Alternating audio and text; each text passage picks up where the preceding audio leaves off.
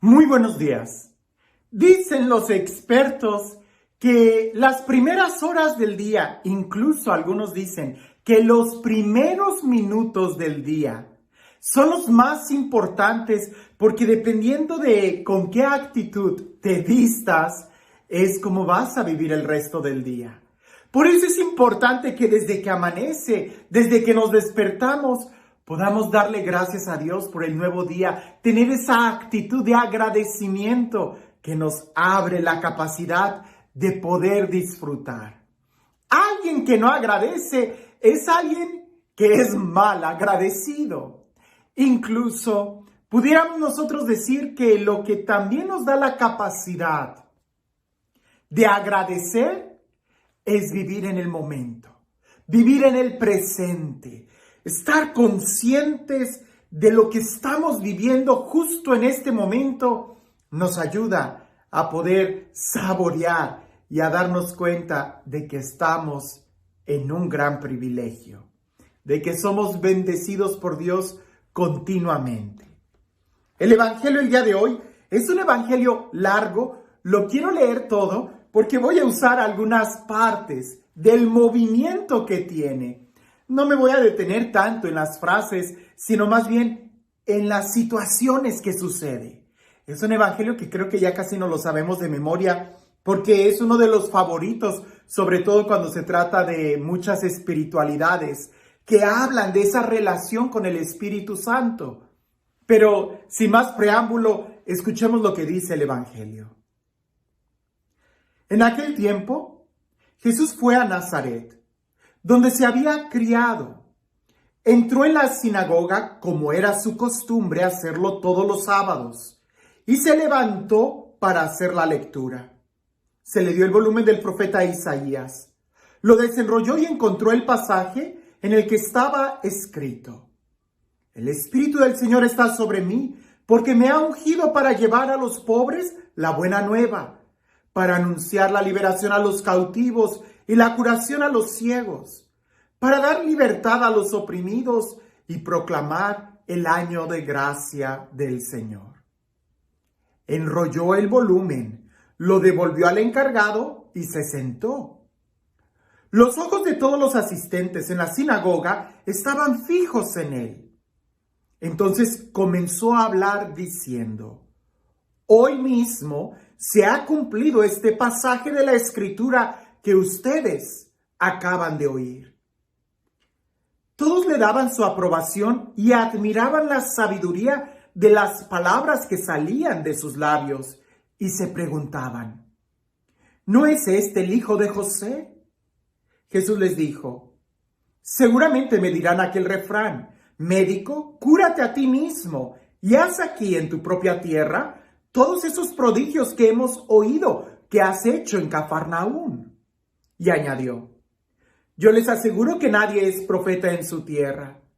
Había ciertamente en Israel muchas viudas en los tiempos de Elías, cuando faltó la lluvia durante 3 años y medio y hubo un hambre terrible en todo el país.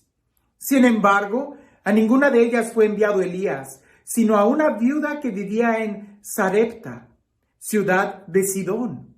Había muchos leprosos en Israel en tiempos del profeta Eliseo. Sin embargo, ninguno de ellos fue curado sino Naamán, que era de Siria.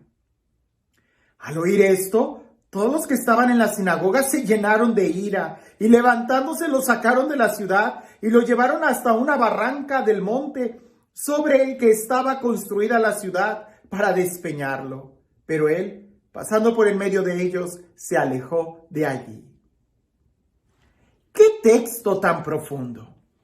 Usualmente nosotros dividimos este texto como en 3 diferentes momentos que los meditamos en diferentes días. Hoy quise leerlos así como aparecen juntos para que veamos cómo está el movimiento. Primero, Jesús tiene una costumbre, Jesús tiene un hábito, Jesús vive el momento y dice que como era su costumbre hacerlo los sábados, se levantó, fue a la sinagoga y se levantó para hacer la lectura. Lo que quiere decir es que él tenía el hábito de ir a la sinagoga y su participación en la sinagoga era activa, de tal manera que participa, se levanta para leer. Ay, el día de hoy, ¿cuánto cuesta encontrar un lector de todos los que están ahí sentados en la banca? Y más, porque si pensamos en todos aquellos que han sido bautizados, muchos no tienen la costumbre de ir a misa. Ya no hablemos de una necesidad, de una conciencia. Jesús tiene la costumbre, es algo habitual en él. Él va a la sinagoga, a pesar de quien él era, el Hijo de Dios, el Mesías. Él va a la sinagoga. Segundo, se pone a servir, ayuda, le toca la lectura, él se para y lee. Tercero, que es lo más importante, cuando todo el mundo se le queda viendo, porque era el momento en que él tenía que compartir algo, todo el mundo se le queda viendo y Jesús dice, hoy se ha cumplido este texto. El texto hablaba de las características del Mesías, del ungido. El Espíritu me ha ungido para. Y resulta que para estas características que menciona el texto, Jesús ya las estaba viviendo. Hoy se ha cumplido. De tal manera que la gente reconoce que él en Cafarnaúm ya había hecho muchos milagros. Ya había hecho precisamente eso, anunciar, predicar. Jesús no es alguien a quien se le tiene que estar diciendo, oye, te toca predicar, oye, ve y a tal pueblo. Jesús dice, hoy se ha cumplido. Pudiéramos nosotros decir que es alguien que hace la tarea a tiempo. Y ahí él no dice, hermanos, hay que predicar el año de gracia. Hermanos, hay que ir y sanar a los oprimidos, liberar a los cautivos. Hermanos, hay que pedirle a Dios que dé vista a los ciegos. Él ya lo hacía. Hoy, dice Jesús, se ha cumplido. Y todo el mundo lo empieza a admirar, pero también empiezan a cuestionar. Usualmente los que no trabajan son los que empiezan a tratar de desacreditar el trabajo de aquellos que sí están realizando, que están trabajando. Y Jesús empieza a decir, seguramente me van a decir lo mismo. Médico, cúrate a ti mismo y haz aquí lo que has hecho allá. Y luego él cuenta dos textos, milagros del Antiguo Testamento, una viuda y un leproso. Resulta que estas dos personas vivieron el momento. Las dos personas no se quedaron solamente con una actitud tan pasiva de esperar que el día suceda, cambie. No, sino que confiaron y dieron actos y caminaron en fe. Ellos vieron el milagro. Cuando la gente escucha a Jesús hablar de esa manera, por supuesto que se sienten ofendidas. Jesús es alguien que trabaja, que vive el momento. Hoy, Él hace las cosas que tiene que hacer. Y es que en estos días estamos viviendo en la generación del mañana. Y sí, del mañana. No tanto por la tecnología, que ya es una tecnología muy vanguardista, sino por todos los pretextos. Mañana lo hago, mañana voy, mañana arreglo, mañana esto. Y así no vas a hacer nada. Jesús fue capaz de hacer todo lo que Él hacía porque Él vivía el momento. Él no dejaba para mañana la oración que tenía que hacer. Él no dejaba para mañana la necesidad de ir a la sinagoga. Él no dejaba para mañana la necesidad de ponerse al servicio, de leer, de predicar la palabra de Dios, de anunciar. Muchos de nosotros queremos vivir bajo la unción del Espíritu Santo. Y sí, queremos vivir bajo la unción del Espíritu Santo, pero dejamos para mañana el compromiso de orar, de leer la palabra, y entonces así no vamos a poder hacer nada. Hay muchas cosas que se tienen que hacer, y seguramente Dios va a encontrar quien las haga, porque así es.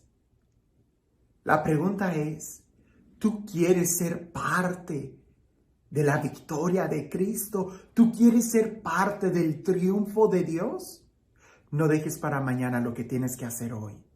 Hoy se tiene que cumplir este texto en tu vida. Hoy. No dejes para mañana. la oración, la lectura de la palabra, el predicar, el ayudar a alguien, un compromiso, hazlo hoy. Porque ciertamente no sabemos si mañana vamos a tener una oportunidad. Hoy es cuando puedes hacerlo, hazlo. Y este Dios, el Dios del amor, el Dios de la vida, el Dios de la paz, el Dios de la resurrección, el Dios del tiempo, el Dios que pronuncia su palabra creadora sobre nosotros, que sea Él quien el día de hoy te bendiga. En el nombre del Padre, del Hijo y del Espíritu Santo. Hablando de la necesidad de hacer las cosas hoy y no mañana, cuentan que había un monje que era peregrino y una familia lo recibió en su casa para que pasara, comiera, descansara y al día siguiente hiciera otra vez su viaje, su peregrinación.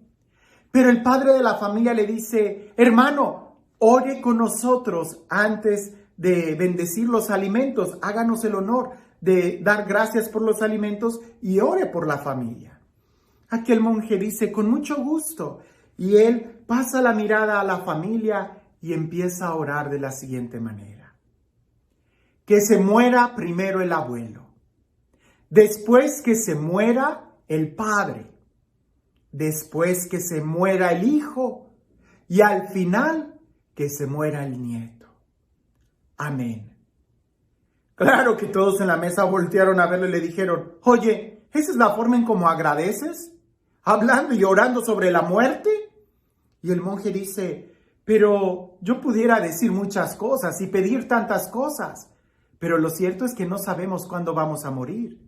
Y yo creo que a todos ustedes les conviene morirse en el orden que he dicho.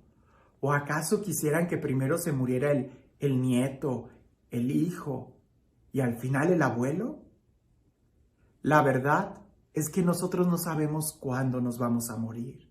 No sabemos si mañana vamos a tener tiempo. Por eso hagamos lo que tengamos que hacer hoy. Te pudiera compartir una experiencia muy fuerte, porque sé, y de nombres, te podría decir estas 3 señoras que en una ocasión se reunieron y supe la historia de primera mano de una de ellas, de la última. Resulta que una de ellas se enfermó de cáncer y le platicó a las otras 2 amigas que se reunían periódicamente a tomar el café. Y las otras 2 amigas se portaron cortésmente con ella, pero tú sabes que en unas situaciones de ese tipo no sabemos qué decir. Y las 2 insistieron tanto en: ay, pobrecita, te vas a morir, cuánto lo siento, y tu familia. Y empezaron con actitudes así. Y la que estaba enferma se le quedó muy grabado esa actitud. Resulta que una de ellas, a los pocos días, murió en un accidente. Y la otra, a los pocos días de que murió su amiga en un accidente, a ella también le diagnostican un cáncer en la etapa terminal más agresivo y murió antes. La que tenía el cáncer en la primera etapa, cuando les dice a las otras, fue ella quien me dijo a mí lo que le había sucedido a las otras 2 y que ella estaba profundamente agradecida con Dios porque al menos fue capaz de hacer las cosas que tenía que hacer. Yo te pregunto a ti, ¿tú sabes lo que tienes que hacer el día de hoy? No lo dejes para mañana, porque es hoy cuando puedes hacerlo. Que tengas un excelente día.